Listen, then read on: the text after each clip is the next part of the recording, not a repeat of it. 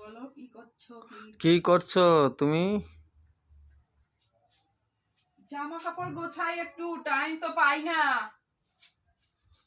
দেখো আলনাটা, মেয়ে তো একটু জামা কাপড় গোছাই না, কি করব, আমি তো টাইমই পাই না।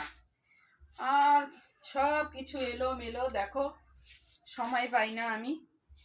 আর এখানে কলা কে রেখেছে? এই কলা আমি হ্যাঁ আমি রেখেছি। কেন এখানে রেখেছো রাতে কেন? রাতে খাবো। রাতে রাতে কলা খাবে? এ বাবা, রাতে রাত্রে কলা খেলে ঠান্ডার সময় ঠান্ডা লেগে যাবে। রাতে খাওয়ার জন্য এনেছি। দিনের বেলা খেতে হয় কলা।